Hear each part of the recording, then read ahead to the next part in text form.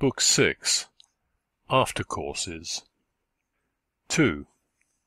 Thomasin walks in a green place by the Roman road. Clym saw little of Thomasin for several days after this, and when they met, she was more silent than usual. At length he asked her what she was thinking of so intently. "I'm thoroughly perplexed," she said candidly. "I cannot for my life think who it is that Diggory Venn is so much in love with. None of the girls at the Maypole were good enough for him, and yet she must have been there." Clym tried to imagine Venn's choice for a moment, but, ceasing to be interested in the question, he went on again with his gardening. No clearing up of the mystery was granted her for some time, but one afternoon Thomasin was upstairs getting ready for a walk, when she had occasion to come to the landing and call, "Rachel!" Rachel was a girl about 13 who carried the baby out for airings, and she came upstairs at the call. "Have you seen one of my last new gloves about the house, Rachel?" inquired Thomasin. "It's the fellow to this one." Rachel did not reply. "Why don't you answer?" said her mistress. "I think it's lost, ma'am." "Lost? Who lost it? I've never worn them but once." Rachel appeared as one dreadfully troubled, and at last began to cry. "Please, ma'am, on the day of the Maypole I had none to wear, and I seed yours on the table, and I thought I would borrow 'em. I didn't mean to hurt 'em at all, but one of 'em got lost. Somebody gave me some money to buy another pair for you, but I've not been able to go anywhere to get 'em." "Who's somebody?" "Mr. Venn." "Did he know it was my glove?" "Yes, I told him." Thomasin was so surprised by the explanation that she quite forgot to lecture the girl, who glided silently away. Thomasin did not move further than to turn her eyes upon the grass plot where the Maypole had stood. She remained thinking, then said to herself that she would not go out that afternoon, but would work hard at the baby's unfinished, lovely plaid frock, cut on the cross in the newest fashion. How she managed to work hard, and yet do no more than she had done at the end of 2 hours, would have been a mystery to anyone not aware that the recent incident was of a kind likely to divert her industry from a manual to a mental channel. Next day she went her ways, as usual, and continued her custom of walking in the heath with no other companion than little Eustacia, now of the age when it's a matter of doubt with such characters whether they are intended to walk through the world on their hands or on their feet, so that they get into painful complications by trying both. It was very pleasant to Thomasin, when she had carried the child to some lonely place, to give her a little private practice on the green turf and shepherd's thyme, which formed a soft mat to fall headlong upon when equilibrium was lost. Once, when engaged in this system of training, and stooping to remove bits of stick, fern stalks, and other such fragments from the child's path, that the journey might not be brought to an untimely end by some insuperable barrier 1/4 of an inch high, she was alarmed by discovering that a man on horseback was almost close beside her, the soft natural carpet having muffled the horse's tread. The rider, who was Venn, waved his hat in the air and bowed gallantly. "Diggory, give me my glove," said Thomasin, whose manner it was, under any circumstances, to plunge into the midst of a subject which engrossed her. Venn immediately dismounted, put his hand in his breast-pocket, and handed the glove.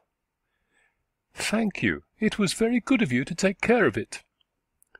"It is very good of you to say so."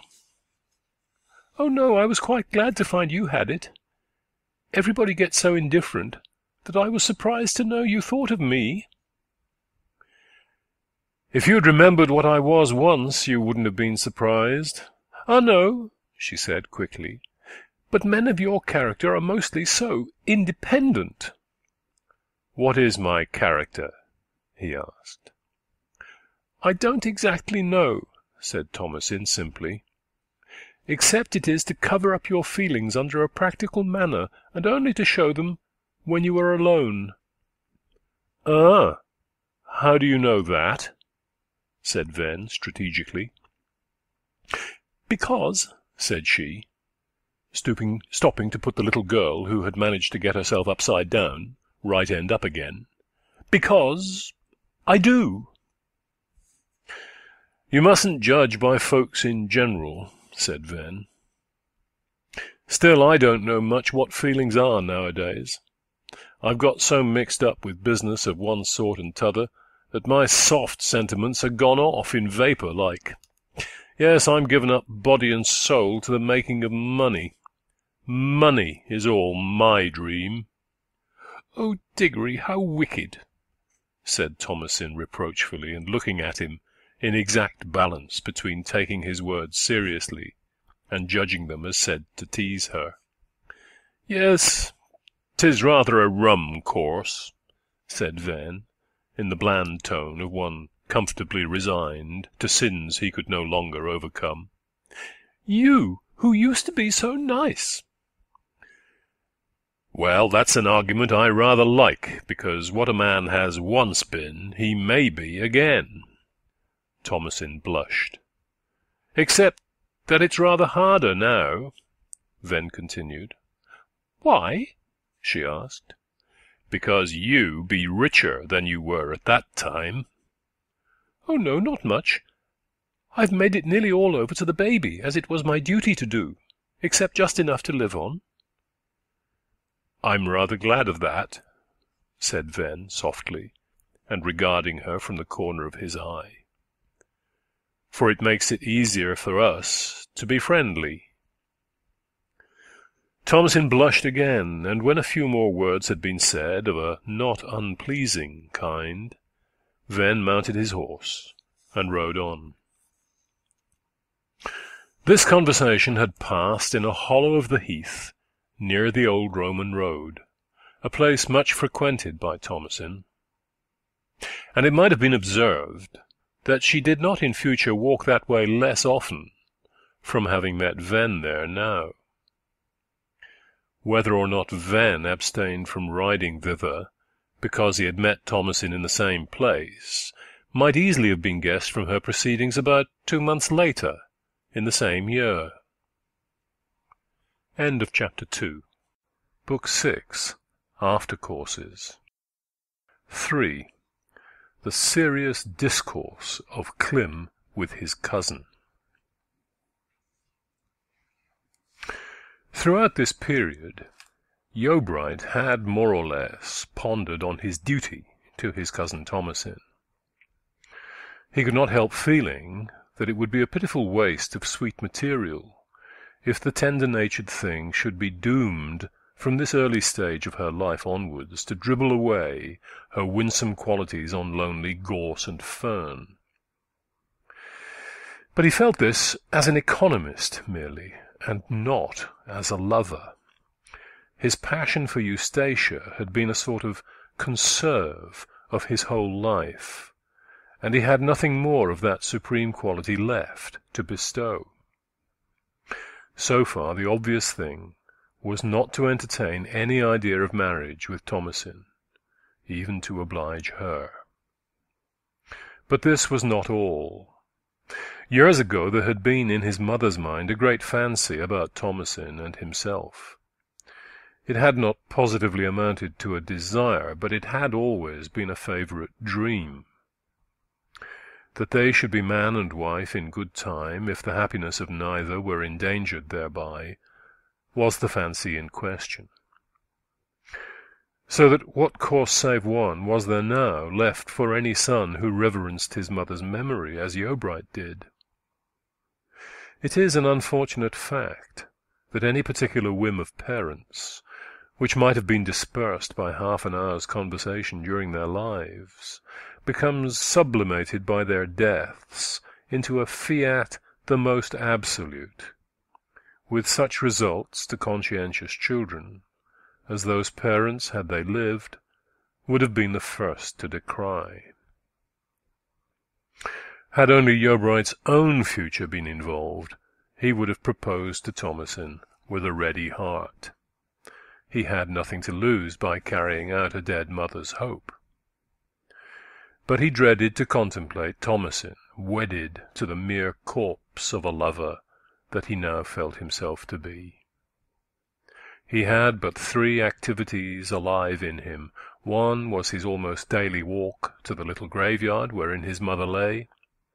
Another, his just as frequent visits by night to the more distant enclosure which numbered his Eustacia among its dead. The third was self-preparation for a vocation which alone seemed likely to satisfy his cravings, that of an itinerant preacher of the 11th commandment. It was difficult to believe that Thomasin would be cheered by a husband with such tendencies as these. Yet he resolved to ask her and let her decide for herself. It was even with a pleasant sense of doing his duty that he went downstairs to her one evening for this purpose, when the sun was printing on the valley the same long shadow of the housetop that he had seen lying there times out of number while his mother lived. Thomasin was not in her room, and he found her in the front garden. "I've long been wanting, Thomasin," he began, "to say something about a matter that concerns both our futures." "And you are going to say it now?" she remarked quickly, colouring as she met his gaze. "Do stop a minute, Clem, and let me speak first, for, oddly enough, I have been wanting to say something to you." "Oh, by all means, say on, Tamsy." I suppose nobody can overhear us?" she went on, casting her eyes around and lowering her voice. "Well, first you will promise me this, that you won't be angry and call me anything harsh if you disagree with what I propose." Yeobright promised, and she continued. "What I want is your advice, for you are my relation, I mean sort of guardian to me, aren't you, Clem?" "Well, yes, I suppose I am a sort of guardian. In fact, I am, of course," he said, altogether perplexed as to her drift. "I'm thinking of marrying," she then observed blandly, "but I shall not marry unless you assure me that you approve of such a step." "Why don't you speak?" "I was taken rather by surprise. But nevertheless I'm very glad to hear such news. I shall approve, of course, dear Tamsy." "Who can it be? I'm quite at a loss to guess." "Oh, no, I'm not. 'Tis the old doctor. Not that I meant to call him old, for he is not very old after all. Ah, I noticed when he attended you last time." No, she said hastily. "'Tis Mr. Venn." Clem's face suddenly became grave. "There, now, you don't like him, and I wish I hadn't mentioned him," she exclaimed almost petulantly. "And I shouldn't have done it either, only he keeps on bothering me so, till I don't know what to do." Clem looked at the heath. "I like Venn well enough," he answered at last. "He is a very honest, and at the same time astute man. He is clever, too, as is proved by his having got you to favour him. But really, Thomasin, he's not quite gentleman enough for me. That is just what I feel. I'm sorry now that I asked you, and I won't think any more of him. At the same time, I must marry him if I marry anybody, that I will say." "I don't see that," said Clem, carefully concealing every clue to his own interrupted intention, which she plainly had not guessed.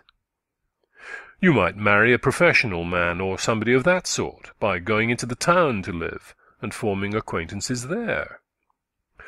Oh, I'm not fit for town life, so very rural and silly as I always have been. Do you not yourself notice my countrified ways? Well, when I came home from Paris I did, a little, but I don't now. That's because you've got countrified too. Oh, I couldn't live in a street for the world. Egden's a ridiculous old place, but I have got used to it, and I couldn't be happy anywhere else at all. Neither could I, said Clym. Then how could you say that I should marry some town man? I am sure, say what you will, that I must marry Diggory, if I marry at all. He has been kinder to me than anybody else, and has helped me in many ways that I don't know of. Thomasin almost pouted now. Yes, he has, said Clym in a neutral tone. Well, I wish with all my heart that I could say, marry him. But I cannot forget what my mother thought on that matter, and it goes rather against me not to respect her opinion. There is too much reason why we should do the little we can to respect it now. Very well, then, sighed Thomasin. I will say no more. But you're not bound to obey my wishes. I merely say what I think. Oh, no, I don't want to be rebellious in that way, she said sadly. I'd no business to think of him. I ought to have thought of my family. What dreadfully bad impulses there are in me. Her lip trembled, and she turned away to hide a tear. Clym, though vexed at what seemed her unaccountable taste, was in a measure relieved to find that at any rate the marriage question in relation to himself was shelved.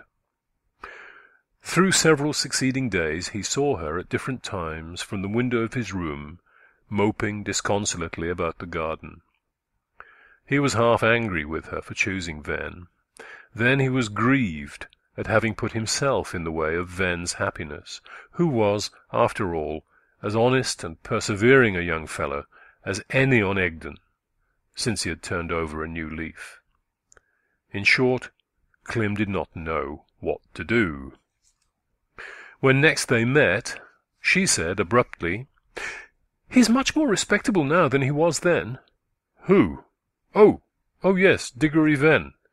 "Aunt only objected because he was a Reddleman." "Well, Thomasin, perhaps I don't know all the particulars of my mother's wish, so you had better use your own discretion."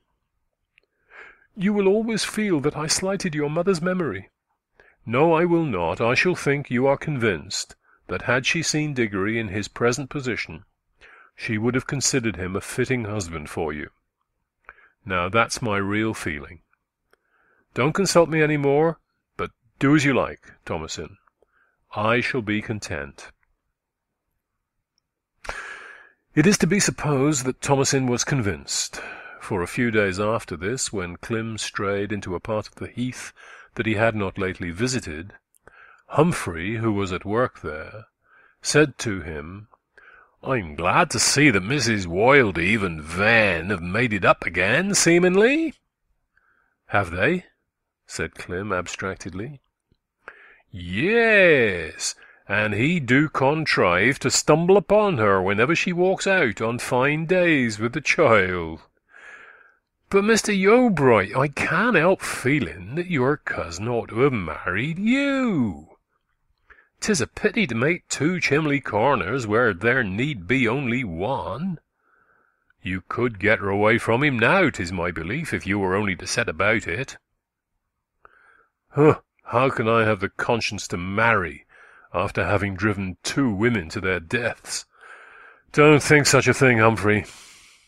After my experience, I should consider it too much of a burlesque to go to church and take a wife. In the words of Job, I have made a covenant with mine eyes. Why then should I think upon a maid? No, Mr. Clym, don't fancy that about driving two women to their deaths. You shouldn't say it. Well, we'll leave that out, said Yeobright. But anyhow, God has set a mark upon me, which wouldn't look well in a love-making scene. I have 2 ideas in my head and no others. I'm going to keep a night school, and I'm going to turn preacher. What have you got to say to that, Humphrey? I'll come and hear 'ee with all my heart. Thanks, 'tis all I wish. As Clym descended into the valley, Thomasin came down by the other path, and met him at the gate. "What do you think I have to tell you, Clym?" she said, looking archly over her shoulder at him. "I can guess," he replied. She scrutinized his face. "Yes, you guess right. It's going to be, after all. He thinks I may as well make up my mind, and I have got to think so too. It's to be on the 25th of next month, if you don't object." "Do what you think right, dear. I am only too glad that you see your way clear to happiness again. My sex owes you every amends for the treatment you received in days gone by." End of chapter 3. But the author made a note. The writer may state here that the original conception of the story did not design a marriage between Thomasin and Ven. He was to have retained his isolated and weird character to the last, and to have disappeared mysteriously from the heath, nobody knowing whither, Thomasin remaining a widow. But certain circumstances of serial publication led to a change of intent. Readers can therefore choose between the endings, and those with an austere artistic code can assume the more consistent conclusion to be the true one. End of chapter 3. Author's note. Book 6. After Courses. 4. Cheerfulness again asserts itself at Bloom's End, and Clem finds his vocation. Anybody who had passed through Bloom's End about 11 o'clock on the morning fixed for the wedding would have found that, while Yeobright's house was comparatively quiet, sounds denoting great activity came from the dwelling of his nearest neighbour, Timothy Fairway. It was chiefly a noise of feet, briskly crunching hither and thither over the sanded floor within. One man only was visible outside, and he seemed to be later at an appointment than he had intended to be, for he hastened up to the door, lifted the latch, and walked in without ceremony. The scene within was not quite the customary one. Standing about the room was the little knot of men who formed the chief part of the Egdon coterie. There being present Fairway himself, Granfer Cantle, Humphrey, Christian, and 1 or 2 turf-cutters. It was a warm day, and the men were as a matter of course in their shirt-sleeves, except Christian, who had always had a nervous fear of parting with the scrap of his clothing when in anybody's house but his own. Across the stout oak table in the middle of the room was thrown a mass of striped linen, which Granfer Cantle held down on one side and Humphrey on the other, while Fairway rubbed its surface with a yellow lump, his face being damp and creased with the effort of the labour. "Waxing a bed-tick, souls?" said the newcomer. "Yes, Sam," said Granfer Cantle, as a man too busy to waste words. "Shall I stretch this corner a tad tighter, Timothy?" Fairway replied, and the waxing went on with unabated vigour.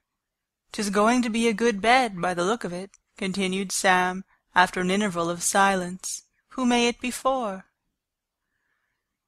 "'Tis a present for the new folks that's going to set up housekeeping," said Christian, who stood helpless and overcome by the majesty of the proceedings. "Ah, to be sure, and a valuable one, I believe. Beds be dear to folks that don't keep geese, bain't they, Mr. Fairway?" said Christian, as to an omniscient being. "Yes," said the furs dealer, standing up, giving his forehead a thorough mopping, and handing the beeswax to Humphrey, who succeeded at the rubbing forthwith. Not that this couple be in want of one, but 'twas well to show them a bit of friendliness at the great racking vargety of their lives. I set up both my daughters in one when they were married, and they have been feathers enough for another in the house the last 12 months. Now then, neighbours, I think we laid on enough wax. Grandfer Cantle, you turn the tick right way outwards, and then I'll begin to shake in the feathers." When the bed was in proper trim, Fairway and Christian brought forward vast paper bags, stuffed to the full, but light as balloons, and began to turn the contents of each into the receptacle just prepared.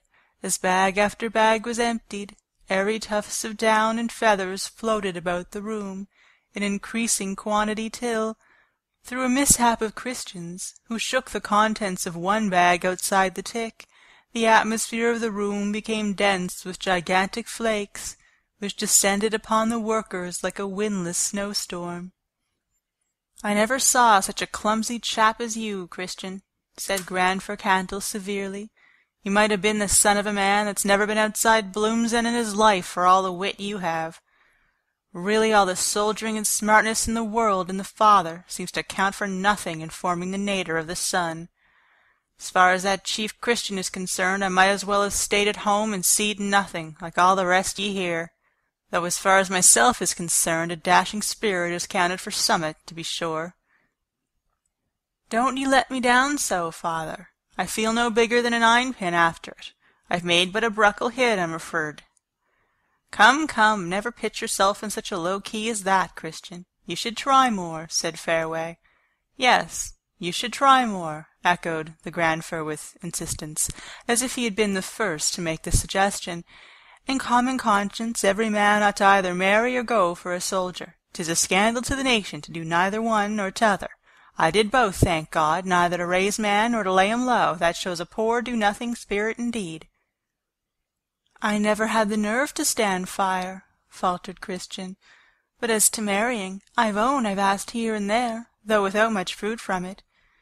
Yes, there's some house or other that might have a man for a master such as he is that's now ruled by a woman alone.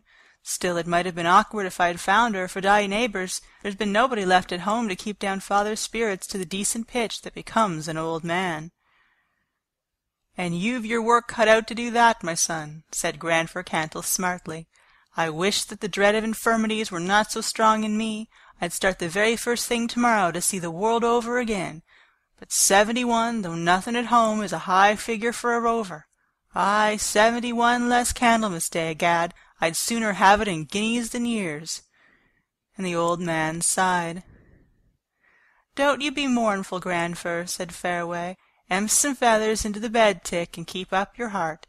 Though rather lean in the stalks, you be a green-leaved old man still. There's time enough left till ye yet fill whole chronicles." "Begad, I'll go to 'em, Timothy, to the married pair," said Grandfer Cantle in an encouraged voice, and starting round briskly. "I'll go to 'em to-night and sing a wedding song, hey? 'Tis like me to do so, you know, and they like to see it as such. My down in Cupid's garden was well liked in 4. Still, I've got others as good and even better. What do you say to my 'She called to her love from the lattice above, oh, come in from the foggy, foggy dew'? 'Twould please him well at such a time. Really, now I come to think of it, I haven't turned my tongue in my head to the shape of a real good song since old Midsummer Night, when we had the barley mow with the woman, and 'tis a pity to neglect your strong point when there's a few that have compass for such things." "So 'tis. "So 'tis," said Fairway. "Now gie the bed a shake-down. We put in 70 pounds of bear's feathers, and I think that's as many as the tick will fairly hold. A bit and a drape wouldn't amiss now, I reckon, Christian. Mull down the victuals from the corner cupboard, it can't reach, man, and I'll draw a drap of summit to wet it with." They sat down to a lunch in the midst of their work, feathers around, above, and below them, the original owners of which occasionally came to the open door and cackled begrudgingly at sight of such a quantity of their old clothes. "Upon my soul, I shall be choked," said Fairway, when, having extracted a feather from his mouth, he found several others floating on the mug as it was handed round. "I've swallowed several, and one had a tolerable quill," said Sam placidly from the corner. "Hullo, what's that? Wheels I hear coming?" Grandfer Cantle exclaimed, jumping up and hastening to the door. "Why, 'Tis they back again. I didn't expect 'em yet this half-hour, to be sure. How quick marrying can be done when you're a mind for it." "Oh, yes, it can soon be done," said Fareway, as if something should be added to make the statement complete. He arose and followed the grandfer, and the rest also went to the door. In a moment an open fly was driven past, in which sat Venn and Mrs. Venn, Yeobright, and a grand relative of Venn's who had come from Budmouth for the occasion. The fly had been hired at the nearest town, regardless of distance and cost, there being nothing on Egdon Heath, in Venn's opinion, dignified enough for such an event, when such a woman as Thomasin was the bride, and the church was too remote to a walking bridal party. As the fly passed the group which had run out from the homestead, they shouted hurrah and waved their hands, feathers and down floating from their hair, their sleeves, and the folds of their garments at every motion, and Grandfer Cantl's seals dancing merrily in the sunlight as he twirled himself about. The driver of the fly turned a supercilious gaze upon them. He even treated the wedding pair themselves with something like condescension, for in what other state than heathen could people, rich or poor, exist who were doomed to abide in such a world's end as Egdon? Thomasin showed no such superiority to the group at the door, fluttering her hand as quickly as a bird's wing towards them, and asking Diggory, with tears in her eyes, if they ought not to alight and speak to these kind neighbours. Venn, however, suggested that, as they were all coming to the house in the evening, this was hardly necessary. After this excitement, the saluting party returned to their occupation, and the stuffing and the sewing were soon afterwards finished, when Fareway harnessed a horse, wrapped up the cumbrous present, and drove off with it in the cart to Venn's house at Stickleford. Yeobright, having filled the office at the wedding service which naturally fell to his hands, and afterwards returning to the house with the husband and wife, was indisposed to take part in the feasting and dancing that wound up the evening. Thomasin was disappointed. "I wish I could be there without dashing your spirits," he said, "but I might be too much like the skull at the banquet." "No, no." "Well, dear, apart from that, if you would excuse me, I should be glad. I know it seems unkind, but, dear Thomasin, I fear I should not be happy in the company. There, that's the truth of it. I shall always be coming to see you at your new home, you know, so that my absence now will not matter." "Then I give in. Do whatever will be most comfortable to yourself." Clem retired to his lodging at the housetop much relieved, and occupied himself during the afternoon in noting down the heads of a sermon, with which he intended to initiate all that really seemed practicable of the scheme that had originally brought him hither, and that he had so long kept in view under various modifications, and through evil and good report. He had tested and weighed his convictions again and again, and saw no reason to alter them, though he had considerably lessened his plan. His eyesight, by long humouring in his native air, had grown stronger, but not sufficiently strong to warrant his attempting his extensive educational project. Yet he did not repine. There was still more than enough of an unambitious sort to tax all his energies and occupy all his hours. Evening drew on, and sounds of life and movement in the lower part of the domicile became more pronounced, the gate and the palings clicking incessantly. The party was to be an early one, and all the guests were assembled long before it was dark. Yeobright went down the back staircase and into the heath by another path than that in front, intending to walk in the open air till the party was over, when he would return to wish Thomasin and her husband good-bye as they departed. His steps were insensibly bent toward Mistover by the path that he had followed on that terrible morning, when he learnt the strange news from Susan's boy. He did not turn aside to the cottage, but pushed on to an eminence, whence he could see over the whole quarter that had once been Eustatia's home. While he stood observing the darkening scene, somebody came up. Clem, seeing him but dimly, would have let him pass silently had not the pedestrian, who was Charlie, recognized the young man and spoken to him. "Charlie, I have not seen you for a length of time," said Eobright. "Do you often walk this way?" "No," the lad replied. "I don't often come outside the bank." "You were not at the Maypole?" "No," said Charlie in the same listless tone. "I don't care for that sort of thing now." "You rather liked Miss Eustacia, didn't you?" Eobright gently asked. Eustacia had frequently told him of Charlie's romantic attachment. "Yes, very much." I wish—" "Yes?" "I wish, Mr. Eobright, you could give me something to keep that once belonged to her, if you don't mind." "I shall be very happy to. It will give me great pleasure, Charlie. Let me think what I have of hers that you would like. But come with me to the house, and I'll see." They walked towards Bloom's End together. When they reached, the front was dark, and the shutters were closed, so that nothing of the interior could be seen. "Come round this way," said Clem. "My entrance is at the back for the present." The two went round and ascended the crooked stair in darkness, till Clem's sitting-room on the upper floor was reached, where he lit a candle, Charlie entering gently behind. Eobright searched his desk, and taking out a sheet of tissue paper, unfolded from it 2 or 3 undulating locks of raven hair, which fell over the paper like black streams. From these he selected one, wrapped it up, and gave it to the lad, whose eyes had filled with tears. He kissed the packet, put it in his pocket, and said in a voice of emotion, "Oh, Mr. Clem, how good you are to me!"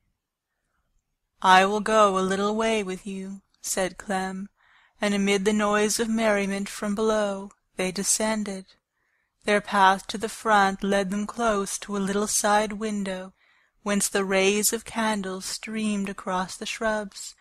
The window, being screened from general observation by the bushes, had been left unblinded, so that a person in this private nook could see all that was going on within the room, which contained the wedding guests, except in so far as vision was hindered by the green antiquity of the panes.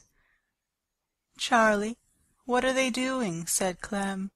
"My sight is weaker again tonight, and the glass of this window is not good." Charlie wiped his own eyes, which were rather blurred with moisture, and stepped closer to the casement. "Mr. Venn is asking Christian Cantwell to sing," he replied, "and Christian is moving about in his chair as if he were much frightened at the question, and his father has struck up a stave instead of him." "Yes, I can hear the old man's voice," said Clem. "So there's to be no dancing, I suppose. And is Thomasin in the room? I see something moving in front of the candles that resembles her shape, I think." "Yes, she do seem happy. She is red in the face and laughing at something Fairway has said to her. Oh, my! What noise was that?" said Clem. "Mr. Venn is so tall that he knocked his head against the beam in guying a skip as he passed under. Mrs. Venn has run up quite frightened, and now she's put her hand to his head to feel if there's a lump. And now they be all laughing again, as if nothing had happened."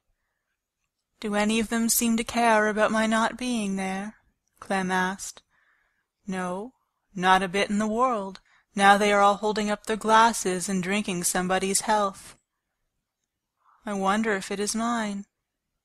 "No, 'tis Mr. and Mrs. Venn's, because he is making a hearty sort of speech. There, now Mrs. Venn has got up and is going away to put on her things, I think." "Well, they haven't concerned themselves about me, and it is quite right they should not. It is all as it should be, and Thomasin at least is happy. We shall not stay any longer now, as they will soon be coming out to go home." He accompanied the lad into the heath on his way home, and returning alone to the house a quarter of an hour later, found Venn and Thomasin ready to start, all the guests having departed in his absence.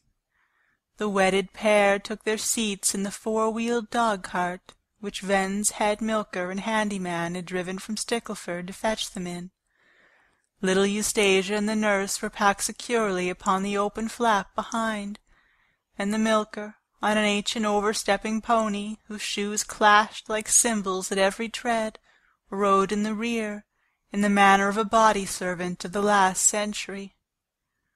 "Now we leave you in absolute possession of your own house again," said Thomasin, as she bent down to wish her cousin good night.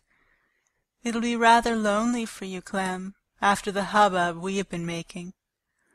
"Oh, that's no inconvenience," said Clem, smiling rather sadly, and then the party drove off and vanished in the nightshades, and Yeobright entered the house. The ticking of the clock was the only sound that greeted him, for not a soul remained. Christian, who acted as cook, valet, and gardener to Clem, sleeping at his father's house. Yeobright sat down in one of the vacant chairs, and remained in thought a long time. His mother's old chair was opposite. It had been sat in that evening by those who had scarcely remembered that it ever was hers. But to Clem she was almost a presence there, now as always. Whatever she was in other people's memories, in his she was the sublime saint whose radiance even his tenderness for Eustacia could not obscure. But his heart was heavy. That mother had not crowned him in the day of his espousals, in the day of the gladness of his heart, and events had borne out the accuracy of her judgment, and proved the devotedness of her care. He should not have heeded her for Eustacia's sake even more than for his own. "It was all my fault," he whispered. "Oh, my mother, my mother! Would to God that I could live my life again and endure for you what you endured for me." On the Sunday after this wedding, an unusual sight was to be seen on Rainbarrow. From a distance there simply appeared to be a motionless figure, standing on the top of the tumulus, just as Eustacia had stood on that lonely summit some 2 years and a half before. But now it was fine warm weather, with only a summer breeze blowing, an early afternoon instead of dull twilight. Those who ascended to the immediate neighborhood of the barrow perceived that the erect form in the center, piercing the sky, was not really alone. Round him upon the slopes of the barrow a number of heath men and women were reclining or sitting at their ease. They listened to the words of the man in their midst, who was preaching, while they abstractedly pulled heather, stripped ferns, or tossed pebbles down the slope. This was the first of a series of moral lectures, or Sermons on the Mount, which were to be delivered from the same place every Sunday afternoon, as long as the fine weather lasted. The commanding elevation of Rainbarrow had been chosen for 2 reasons. First, that it occupied a central position among the remote cottages around. Secondly, that the preacher thereon could be seen from all adjacent points as soon as he arrived at his post, the view of him being thus a convenient signal to those stragglers who wished to draw nearer. The speaker was bareheaded, and the breeze at each waft gently lifted and lowered his hair. Somewhat too thin for a man of his years, these still numbering less than 33. He wore a shade over his eyes, and his face was pensive and lined. But though these bodily figures were marked with decay, there was no defect in the tones of his voice, which were rich, musical, and stirring. He stated that his discourses to people were to be sometimes secular, and sometimes religious, but never dogmatic, and that his texts would be taken from all kinds of books. This afternoon the words were as follows: "And the king rose up to meet her, and bowed himself unto her, and sat down on his throne, and caused a seat to be set for the king's mother, and she sat at his right hand. Then she said, I desire one small petition of thee, I pray thee say me not nay, And the king said unto her, Ask on, my mother, for I will not say thee nay. The Eobright had, in fact, found his vocation in the career of an itinerant open-air preacher and lecturer on morally unimpeachable subjects, and from this day he labored incessantly in that office, speaking not only in simple language on Rainbarrow and in the hamlets round, but in a more cultivated strain elsewhere, from the steps and porticos of town halls, from market crosses, from conduits, or esplanades and wharves, from the parapets of bridges and barns and outhouses, and all other such places in the neighbouring Wessex towns and villages. He had left alone creeds and systems of philosophy, finding enough and more than enough to occupy his tongue in the opinions and actions common to all good men. Some believed him, and some believed not. Some said that his words were commonplace. Others complained of his want of theological doctrine, while others again remarked that it was well enough for a man to take to preaching who could not see to do anything else. But everywhere he was kindly received, for the story of his life had become generally known. End of Book 6. End of The Return of the Native,